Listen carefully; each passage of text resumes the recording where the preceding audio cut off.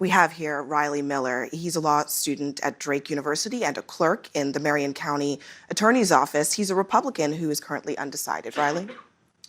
Thank you. On the debate stage, you have somewhat abandoned the tact and diplomacy that I would look for in a president.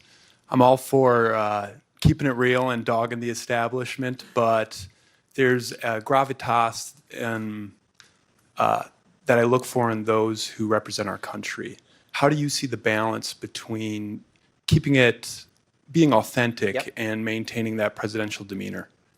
I appreciate the question. I think it's very candid. This is what I love about Iowa. I get tougher questions from you guys than I do from the media. That's good. It's why we're here. So I appreciate that. Look, here's the standard I use for holding myself to or holding any president to. I want us to be able to look our kids in the eye and tell them that I want you to grow up and be like him. It's been a long time since we've held our presidents to that standard. That's the standard I want you to hold me to. That's a high standard. Now, I think about that in judging the way that I comport myself in different areas. Am I going to tell my kids to go to school and be a bully? No, I'm not. But I'm going to tell them if somebody bullies you or hits you, you're going to hit them back 10 times harder. And that's the way I'm going to lead this country. You have to be, as we say in our family, you have to be strong enough to protect your kindness. So if you watch those debates carefully, I don't engage in four-letter words. I mean, there are other candidates who have called me dumb, scum, and worse that I'm not going to repeat here. I didn't go after them, but if they're going to come after me, I'm not going to be a president, whether it's Xi Jinping or Vladimir Putin or anybody else, who's going to roll over. When I'm leading the United States, the same rule applies. If you hit us, we hit you back 10 times harder. But it's not for the sake of being a bully.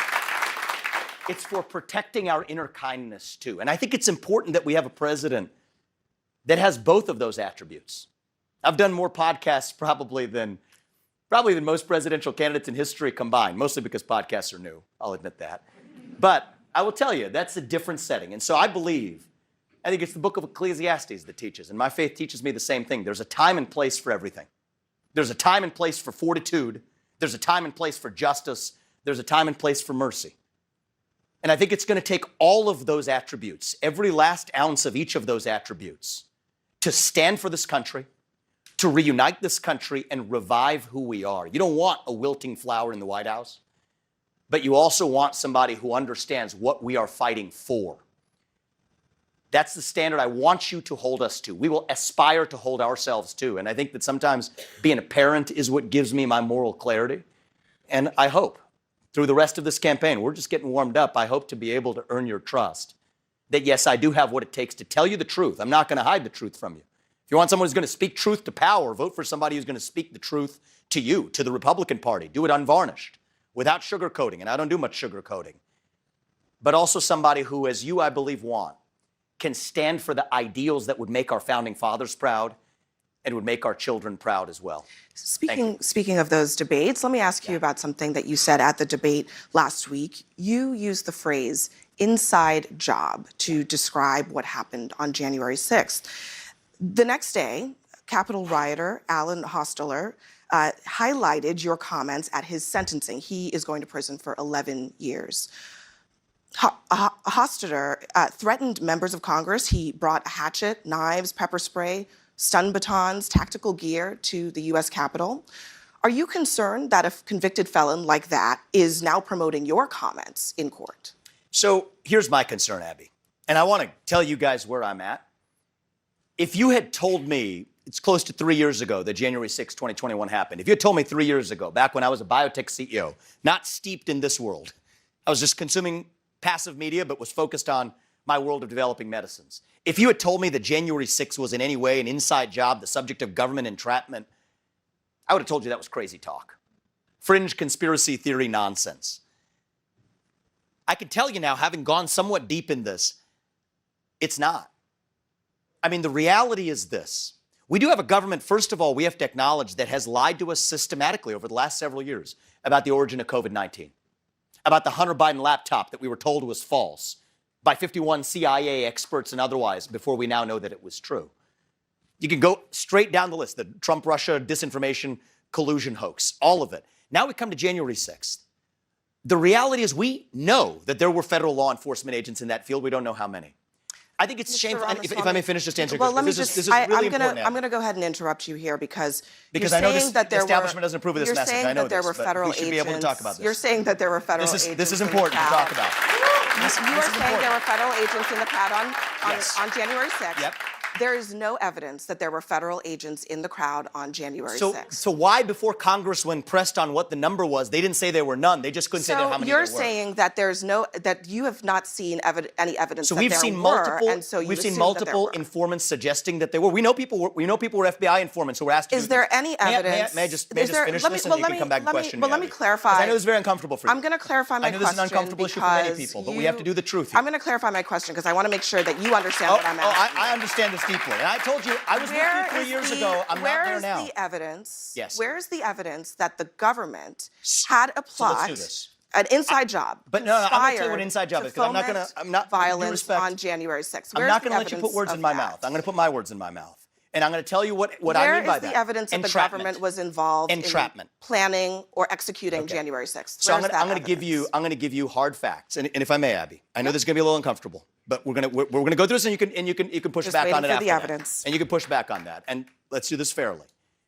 Why did they suppress footage of now what's been released, 200 hours of footage of shooting rubber bullets into that crowd, shooting tear gas into that crowd? You didn't see that before. You saw what the response was to that. Now you see footage coming out of actually rolling out the red carpet for Capitol Police allowing people Ramaswamy, in, again, right through the front the door. vast majority of the that footage video evidence should have been released shows, before, Abby. Mr. Ramaswamy, That the evidence vast should have been majority released of the before. footage shows And my deeper police question officers is this. being overrun and I want to talk about one more by case. violent This is really important. rioters. That's I'm what going the to give you vast I'm going to give you some hard facts. of it shows. So here's what entrapment can't is. cherry pick. I'm not cherry picking. You If I cannot- may finish, you Abby. cannot If I may cherry finish, pick Abby. I'm not cherry picking. examples. To the contrary. To the contrary. cannot You know who cherry cherry pick picked? examples You know who cherry and picked? say The that government that did. is what happened The on government January cherry picked 6th. 12 hours of footage when there was 200 hours of footage. So cherry picking was the government, not me. Release the whole thing. And let me just finish one thing too, because this is super important as a topic. So when you- I when think this is a we're- civil libertarian issue of our time. When we are Gretchen Whitmer's talking- kidnapping. I want to be really clear on this, because it's the same issue in the same FBI, same even part of the FBI. 3 people who were in an alleged plot to kidnap Gretchen Whitmer were acquitted at the end of trial because it was entrapment. That is, government agents put them up to do something they otherwise wouldn't have done. They gave them credit cards with spending limits of up to $5,000, encouraged them to buy munitions, plan something they weren't otherwise willing to plan. So much so, and I want people at home to know this, especially CNN viewers to know this, is that one of the jurors went to those defendants and apologized afterwards, gave him a hug, apologized, seeing what the government had put a poor guy up to who had to go to some Mexican restaurant across the street to get hot water.